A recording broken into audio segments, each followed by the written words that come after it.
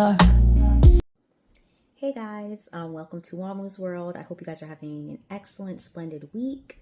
I want to thank you guys for all the love and support and kindness that you guys sent, like messages you guys sent in the DMs about just, about my show and just random comments too that I received. Thank you for that. I love all of you Wamsies. So, continue sending me love. I love it. Love the attention. But also, let me know what you want me to talk about too.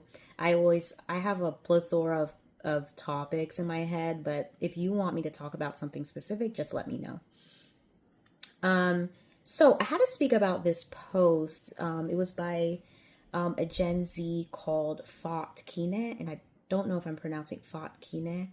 Not sure where she's from. I just know that she is, definitely know she's African. And she mentioned things that she would not do personally that she saw her parents do as Africans. I obviously grew up in a Kenyan household, born in the US, but my parents are Kenyan. And there were things that, you saw growing up. And, and majority of people who grew up in the African household probably saw these things. So I'll just list them out.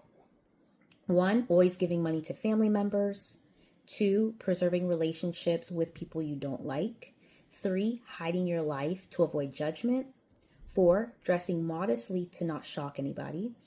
5, tolerating disrespect from elders just because they are elders. And then 6, pretending to care about certain events. Okay? So number 1, always giving money to your family members. Okay, so this one right here, I'm always, forever, 100% downright always going to give my all supporting my immediate family. Always. When it comes to extended family, it's a case-by-case basis, okay? And I'll leave it at that. But I just feel that in this time, in this life, you do have to give back. You do have to help. You can't help people who don't want to help themselves, but you also can't help people that are using you. And I see it in that kind of light. But I don't see it as, I'm not helping nobody. Like, that's selfish. I don't think I would ever have that kind of mindset. But I also understand not being abused. Because, I have seen situations where, people may not have enough for themselves or have enough for their own immediate family. But they're over there, they're sending money back home and they, it's not really benefiting them in the sense of like them surviving. So in that case, no. But in the case of where you are able to give and you're able to give, and maybe you might not have as much money this month, just because maybe you're giving to a sister or a brother abroad. I mean, I feel like if you have the ability to help, you help. That's it, Number 2, preserving relationships with people you don't like. This one right here. This is a biggie for me. I don't think it has anything to do. Okay, I'll say this. I am a millennial from 1990. I am right there, 1990. I always tell people that I can relate to people from like 1988, which is my sister, to like 1994, 5-ish. Those are people I can really relate to. Beyond that, I'm like, you're kind of giving Gen Z, energy.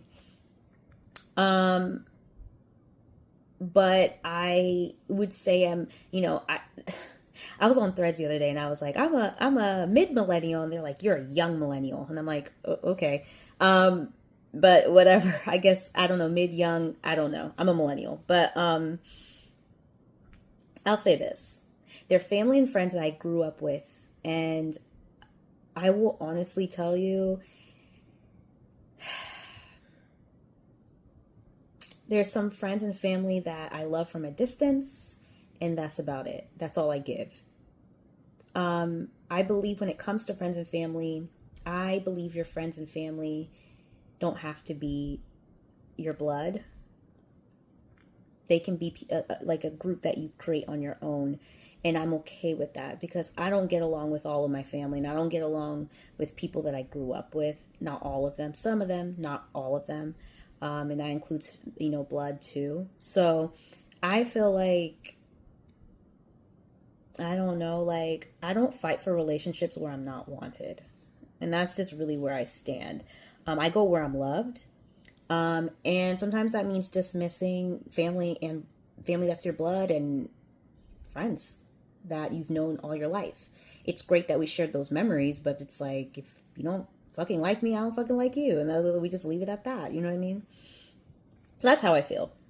Number 3, hiding your life to avoid judgment.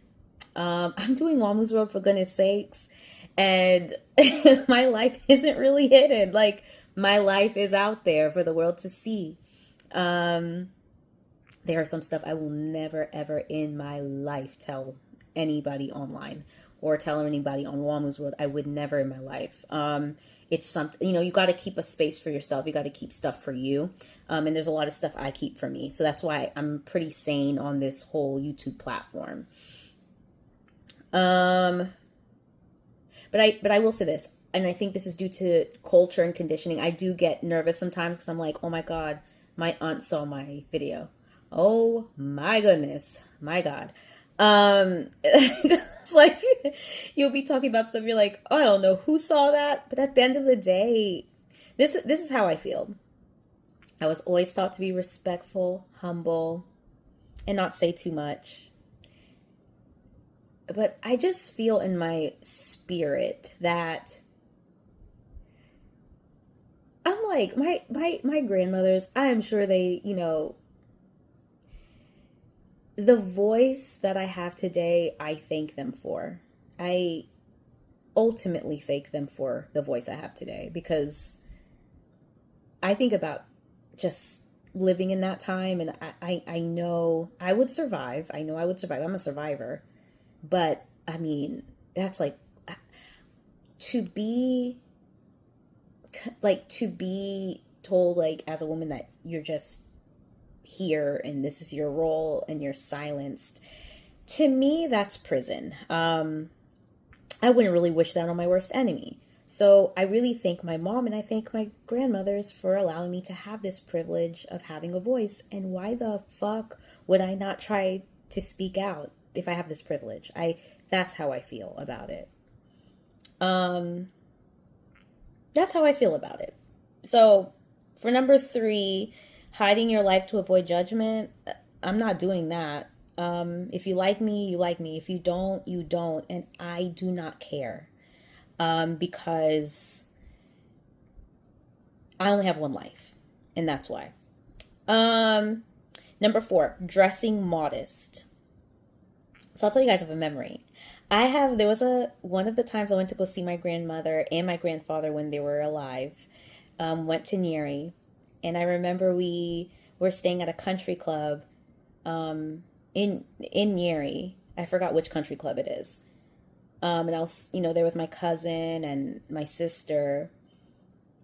And I remember, we were getting dressed to go to, my grandparents, the area they live. And I decided to wear spaghetti strap.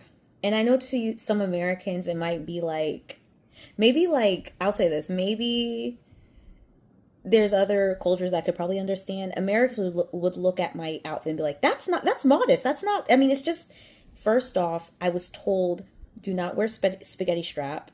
And you're not supposed to be showing your shoulders. Like, you're going to see your grandfather and you're going to see your grandparents. And I was like, it's hot. Like, it's hot in here. It was like summertime in Nyeri. And I was like, I'm gonna wear what I feel. Sorry, I'm laughing about it because when I got there, I felt like my Guka, my grandfather, may he rest in peace. I just feel like he gave me like, and he has really small eyes. So like, he just gave me this look and I was like, I shouldn't have worn spaghetti. I shouldn't have done that. It's so funny because the way he looked at me is the way my mom looks at me. Like, it was a really, sorry, I'm just remembering that. I will never do that again. Well, I do have some grandparents that are living. They're not immediate, but they're there, and I will never do that again. I just feel like, come with respect. Don't be dumb, and don't. I was being American, and all that was being requested is that I hide my shoulders. And I know to maybe some Americans that's like, oh my God, I'm not going to do that shit. Well, this is on to number 5, respect for elders. I am somebody that just believes in that wholeheartedly. I don't believe in respecting elders who are very abusive or emotionally abusive or physically abusive. I don't believe in that. But you have to respect those who came before you. Even your siblings who are older than you, you have to respect them. Like, they came before you. And I just think to blatantly disrespect them, to blatantly say, I'm wearing what the hell I want. I mean, you're not going to wear booty shorts in front of your father or wear booty shorts in front of your grandfather. That's really highly fucking disrespectful. I mean, it's just, I believe you have to respect people who are older than you. And maybe Gen Z don't feel that way. I don't know. But I feel that way. I had an ex that used to tell me, he was like, so you're literally just gonna I had an older uncle that was like, you're not really Kenyan. You're not even Kenyan. You're an American. You're not this, you're not that. He was just going on and on and on. And my ex was like, so you're really gonna like deal with that disrespect? But they're old. They've lived life. A comment like that is not going to affect me. At the end of the day, I know who I am. That's it. It's not going to affect me. And they're older than me. They're old. Sometimes they just say shit and they don't even they don't even think about it. Like, I'm not gonna go off on my fucking like older uncle. I'm not gonna do that. That's weird. And I've also had like older Kenyan Kikuyu, women who, sometimes, and I dealt with this my whole life, so it's not really a big deal, but it's like, they'll speak Kikuyu and then like mock me if I can't speak, or like, or they'll just like, I'm sitting right there and they're just going to keep talking Kikuyu and just, I'm not part of the conversation. I don't know. I guess maybe as a kid and maybe as an adult, I just assumed you're older than me. You're allowed to have your own conversation. That's your language. You'd rather speak that than English. Who cares? Moving on. Not really. If you want me in the chat, let me know. It's just kind of one of those things that I think as a child just like brush off. It's not that serious. My God.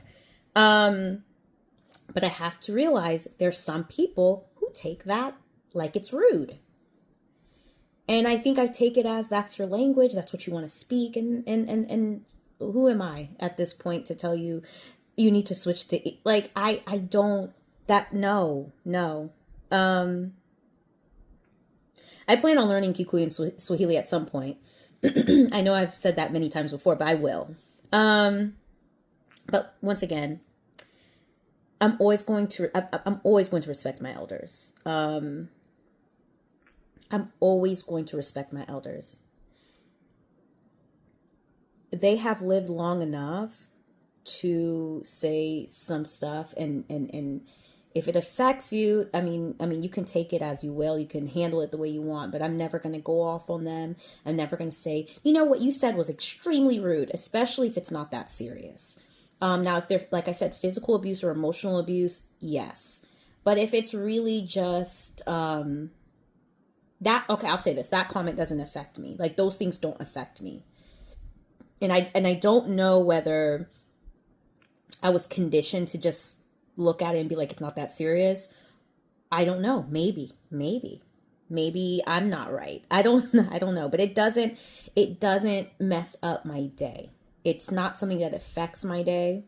My parents, my whole life, used to speak a language, Kikuyu and Swahili, and I never used to understand, and I keep it moving. I make my breakfast and goodbye. Like, it's not that serious. But I have to understand, for some people it might be.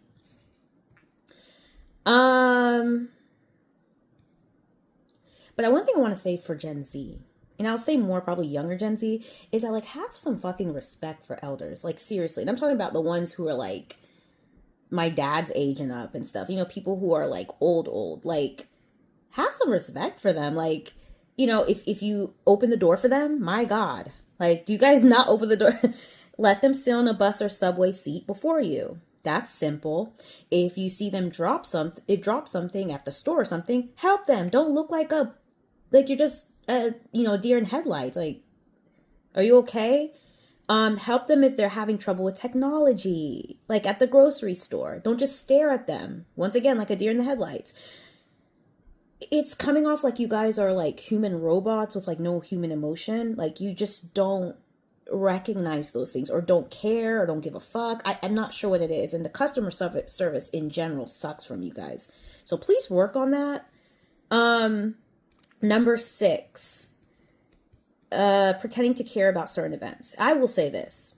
You don't have to give a fuck about the events that your parents give a fuck about. But let me tell you this, number 6. As a child, I was forced to go to events I didn't like. I was forced to go to church events. I was forced to go to all these stuff that I did not like, did not care for, did not want to be in. And yes, sit there, listen. You know what I mean? But here's the catch, because I think this still comes from my generation. You can complain about your parents all day. All day. But you're only an adult when you don't depend on them. In my opinion. When you don't depend on your parents, you are therefore an adult. So when you get older and you finish school and you get your own place and your own job and take care of yourself without relying on your parents, then you're an adult. And then you can do what you want. So if you're complaining before all those steps, I don't want to hear it. I'm not sure what's going on. I'll say more, it leans into millennial and then also Gen Z as well. Especially the men. It's like, why are you skipping these steps? Why do you have demands when you haven't even finished any of those steps? Go to school, gain your independence, get your own place. And my God, get off your mom's tits, or ñondos, if you want me to be specific. Get off them. Do what you need to do. And then you can call yourself an adult. And then let's not even talk. I had an ex. It's like, you are not really an adult. You're cosplaying as an adult because, you have this wealth that you gained from your family. And you still, this is an old ex, you still want to say you're an adult, but you depend on them a lot. You depend on them all the time. They pay for everything. They pay for where you live. They pay for your car. They pay for this. They pay for that. The goal in life is to actually try to acquire, to be independent and better than your parents. That is really what it's about. So even you can't call yourself an adult. When you are fully independent from your parents, you're an adult. You have the right to say what you want to say. That's it. There's nothing wrong with getting help from your parents. I think it's a blessing when you can get help from your parents. A blessing.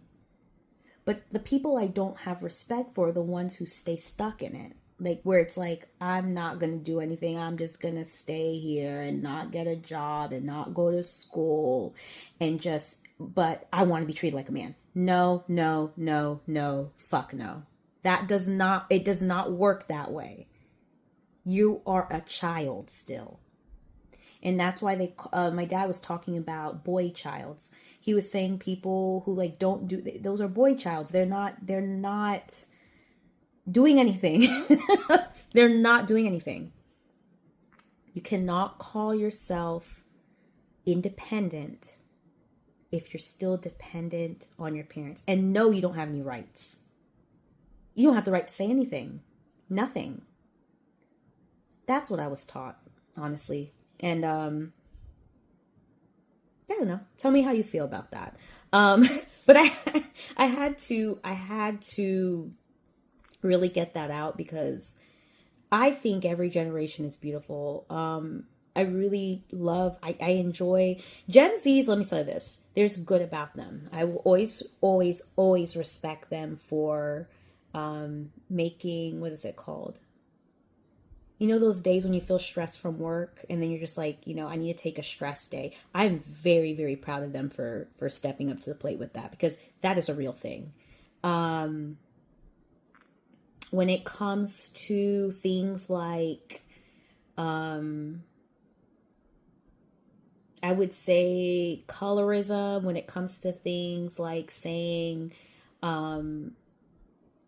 what do they call it? Like where other races pretend to, or other races steal like black culture.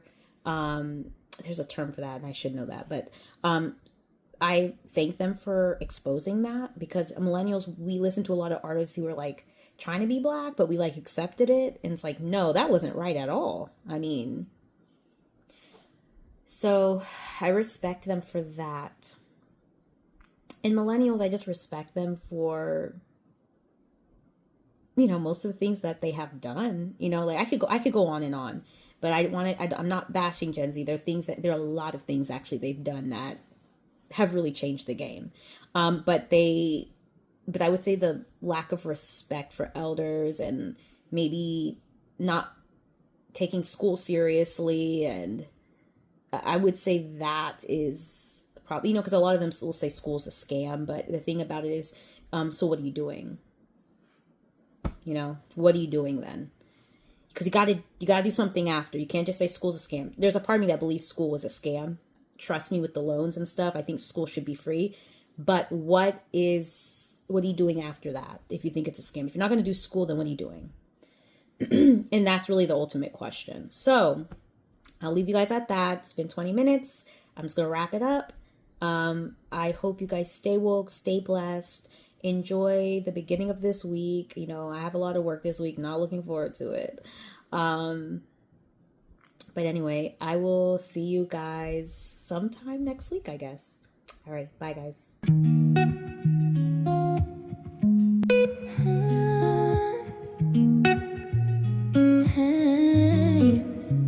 Lately I've been praying in the dark, side eye in every open door. Like, what if this is what I asked for? But I don't even want it anymore.